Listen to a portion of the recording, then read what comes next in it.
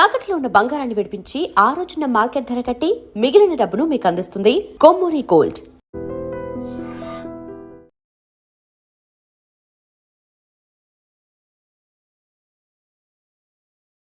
IDream media జన్మనిచ్చిన కన్న తల్లిని అతి కిరాతకంగా హత్య చేసిన కుమారుడు. అసలు ఇదంతా ఎందుకో కూడా తెలిస్తే అందరూ కూడా ఆశ్చర్యపోతారు. ఈ నెల 4వ తారీఖున విజయనగరం జిల్లా రాజాం నియోజకవర్గం డోలపేటలో ఒక మహిళ అనుమానాస్పద మృతి కేసు. అయితే తీవ్ర సంచలనంగా మారినటువంటి ఆ కేసు చిక్కుముండైతే మాత్రం పోలీసులు విప్పేశారు. ఇంకా విస్తుపోయే వాస్తవాలు కూడా వెలుగులోకి వచ్చాయి. అప్పటిదాకా ఆచూకీ లభ్యం కానీ కుమారుడు గురించి ఒక్కసారిగా తెలిసేసరికి పోలీసులు కూడా షాక్ అయ్యారు. ఆ హత్యకి కారణం కుమారుడే అని తెలుసుకొని వారి నోటంట కూడా మాట రాలేదు. ఇదంతా దేనికోసమో తెలుసా? 15 ఏళ్ల కొడుకు తల్లిని చంపింది. ముంబైలో డాన్ గా మారి ముంబైని ఏలాలని కలలు కంటున్నాడు.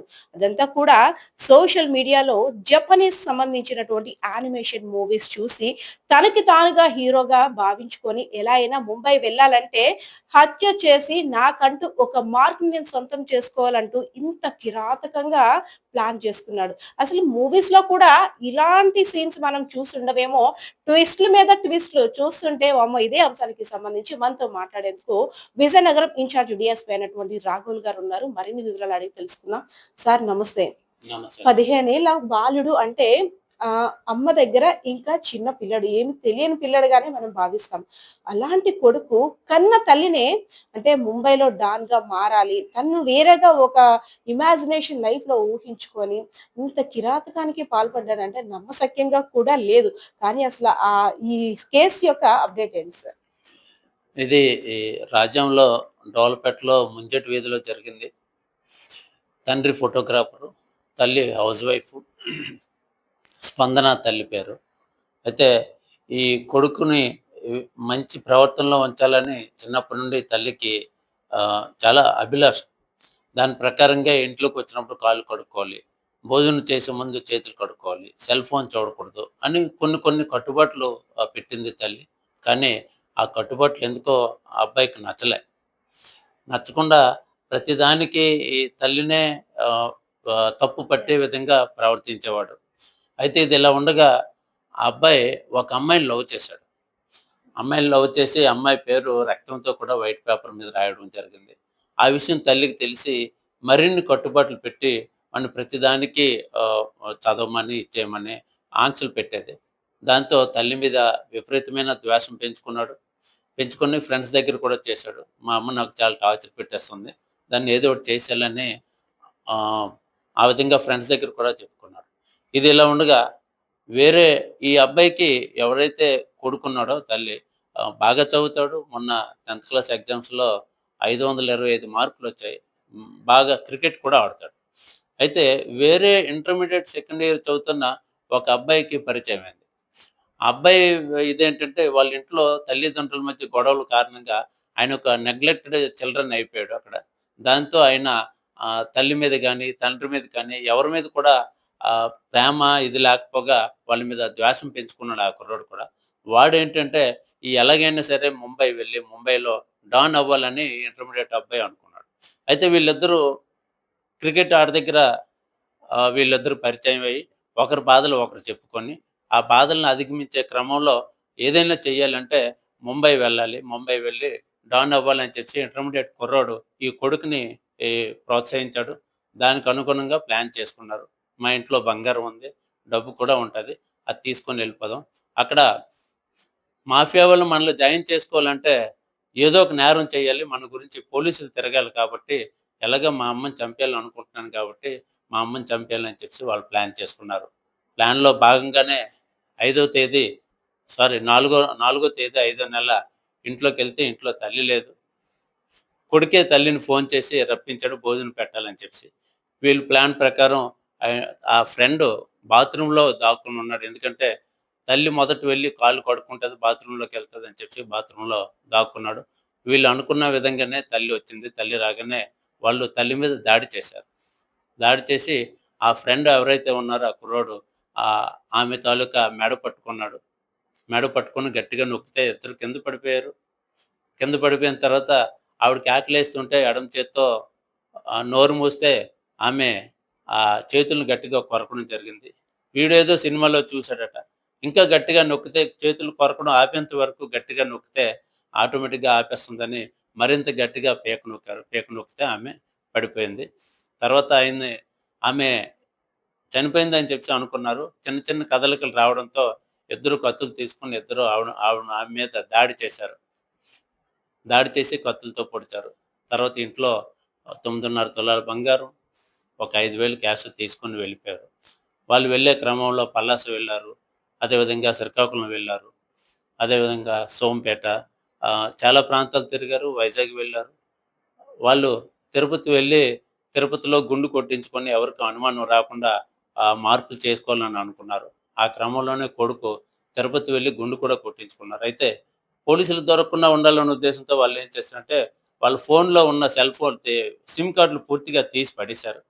తీసి పడేసి ఎవరి దగ్గరైనా హాట్‌స్పాట్ తీసుకొని నెట్ రాగానే ఇన్‌స్టాగ్రామ్‌లో ఫ్రెండ్స్‌కి వాళ్ళకి మెసేజ్‌లు పెట్టడం స్టార్ట్ చేశారు. అయితే ఎక్కడికెళ్ళినా ఆధార్ కార్డులు అడగడం అడగడం వల్ల ఏంటంటే వాళ్ళు వేరే సిమ్ ఏసుకోవాలని, వేరే సిమ్ ఏసుకుంటే ఆధార్ కార్డ్ కావాలని వీళ్ళు ఫ్రెండ్స్‌కి వాళ్ళకి మెసేజ్‌లు పెట్టారు. ఆ క్రమంలో మాకు తిరుపతి పోలీసులు కూడా బాగా సహకరించారు. వాళ్ళని చిలకపాలెంలో శ్రీకాకుళం జిల్లా చిలకపాలెంలో అరెస్ట్ చేయడం జరిగింది. వాళ్ళ దగ్గరున్న ఆహ్, కత్తులు, రక్తంతో తడిచిన వాళ్ళ తాలూకా దుస్తులు, అదేవిధంగా బంగారు కడియం ఇవన్నీ రికవర్ చేసి వాళ్ళని అరెస్ట్ చేయడం జరిగింది. నిన్న వాళ్ళకి జేజోహోం కూడా అప్పగించడం జరిగింది. ఆహ్, ముంబై వెళ్ళాలంటే ఒక క్రైమ్ చెయ్యాలి అనేసని బాలుడు నిశ్చయించుకున్నట్టు చెప్తున్నారు ఇద్దరు కూడా. అంటే ఇది ఓన్లీ మూవీస్ చూసే వాళ్ళకి వాళ్ళు డిసైడ్ అయ్యారా?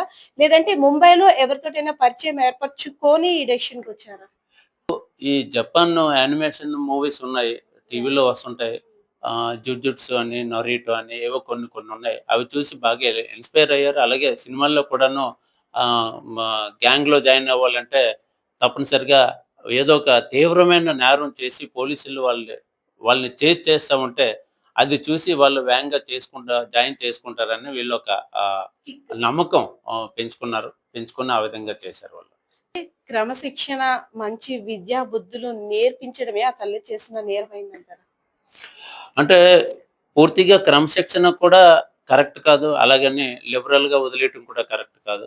అసలు కొడుకులు ఏం చేస్తున్నారు? వాళ్ళ ఆలోచన విధానం ఎలా ఉంది? అని తల్లిదండ్రులు గమనించాలి.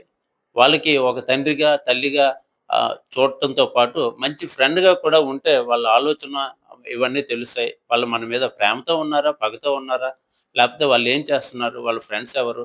వాళ్ళు సోషల్ మీడియాలో ఏ ఏ సైట్‌లు చూస్తున్నారు? అందులో సోషల్ మీడియాలో వీళ్ళ ఫాలోవర్స్ ఎవరు? వీళ్ళ ఫ్రెండ్స్ ఎవరు? వీళ్ళు ఎవరిని ఫాలో అవుతా ఉన్నారు? నోట్‌బుక్‌లో ఏం రాసుకుంటున్నారు? స్కూల్‌కి వెళ్తున్నారా? లేదా? లేకపోతే చదువుతున్నారా? ఇవన్నీ గమనించుకోవాలి ఎప్పటికప్పుడు. తల్లి మనం కార్పొరేట్ స్కూల్‌లో జాయిన్ చేసాం, లేకపోతే హాస్టల్‌లో పెట్టేసాం, డబ్బు కావాలంటే ఎంతైనా పోసేస్తాం, వాళ్ళే చూస్తారనే దృక్పథం కాకుండా వాళ్ళొక మంచి ఫ్రెండ్‌గా వాళ్ళని ట్రీట్ చేస్తూ వాళ్ళ బాగోగులు ఎప్పటికప్పుడు చూస్తే ఇటువంటివి నివారించొచ్చు. 16 ఏళ్ల అబ్బాయి అంటే 10థ్ క్లాస్ మెరిట్ స్టూడెంట్ అని అనుకోవాలి. 525 వచ్చిందంటే, అమ్మని చంపిన పశ్చాత్తాపం, మా అమ్మ ఇంక లేదు అనే బాధ ఆ బాలుడిని గమనించిన తర్వాత, తీసుకొచ్చిన తర్వాత ఎక్కడైనా కనపడిందా ఆ అబ్బాయిలో? మాకైతే అటువంటి బాధ ఎక్కడా కనబడలేదు. అది విచారిస్తుంటే మేము ఎవరికైనా చెప్తున్నప్పుడు కూడా కళ్ళ వెంట నీళ్లు వచ్చే పరిస్థితి. అంత క్రూరంగా అంత ఎలాగా వాళ్ళు ఈ దాడి చేసి తల్లిని చంపేసారనేది ఇప్పటికీ అర్థం కావట్లేదు. కాకపోతే ఇది నిజం. నమ్మలేని నిజం. నిజంగా అమానుషం, రాక్షసత్వం అసలు మానవత్వం ఉందా లేదా అనే ప్రశ్న తలెత్తే దారుణానికి ఒడిగట్టారు వాళ్ళు. సరే, ఈ కేస్ మీ దగ్గరికి రాగానే అనుమానాస్పద మృతి కింద నమోదు చేశారు.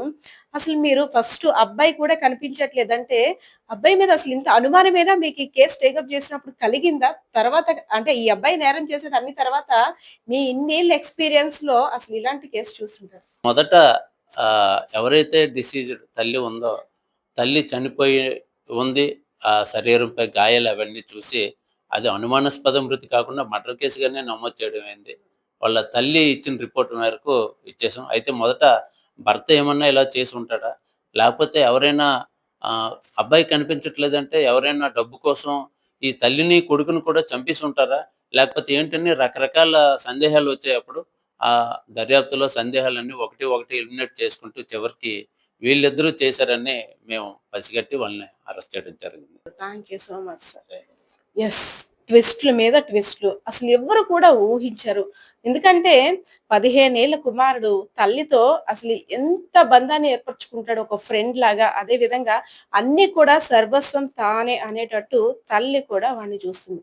అయితే క్రమశిక్షణలో పెట్టాలని, మంచి విద్యా బుద్ధులు నేర్చుకోవాలి, అదే విధంగా లైఫ్ లో ఉన్నత స్థానానికి వెళ్ళాలని ఏ తల్లిదండ్రులు కోరుకోరు చెప్పండి. అందులో భాగంగా పిల్లలకి 4 మంచి మాటలు చెప్తారు. అది మరికొంతమందిలో ఏంటంటే ఓవర్ గా రెస్ట్రిక్షన్స్ అన్ని పెడతారు. సో దాన్ని పేరెంట్స్ కి అర్థమయ్యేలా పిల్లలు చెప్పుకోవాలి గాని ఇలాంటి దారుణాలు చేయడం వల్ల అటు తల్లి తండ్రికి కూడా దూరం అయ్యాడు. తల్లి లోకంలో లేకుండా పోవడమే కాకుండా ఇప్పుడు తన జీవితం కూడా ప్రశ్నార్థకంగా మారింది. సో ఏదైతేనే రీసెంట్ గా విజయనగరం జిల్లాలో మొబైల్ కి సంబంధించి ఒక కేసు అయితే బొబ్బిల్లో తల్లిదండ్రులు ఫోన్ చూడొద్దన్నందుకు అమ్మాయి ఆత్మహత్య చేసుకుంటే, ఫోన్ లో జపనీస్ యానిమేషన్స్ మూవీకి ఎడిక్ట్ అయినటువంటి ఈ బాలుడు ఇంత దారుణానికి ఒడిగట్టాడు. సో పేరెంట్స్ అదే విధంగా పిల్లల మీద అయితే మాత్రం కంపల్సరిగా దృష్టి సారించాల్సిన అవసరం ఉంది. వాళ్ళు యూస్ చేసే సోషల్ మీడియా గానీ, ఇన్స్టాగ్రామ్ గానీ ప్రతి యాప్ ని క్షుణ్ణంగా చెక్ చేసుకొని వాళ్ళ ఆలోచనలు కూడా తల్లిదండ్రులు అంచనా వేయాల్సిన అవసరం అయితే ఉందని అయితే మాత్రం పోలీసులు కూడా హెచ్చరిస్తున్న పరిస్థితి కనిపిస్తా ఉంది. కెమెరా పర్సన్ బాలకిషోర్తో పద్మ, ఐడ్రీ మీడియా, విజయనగరం.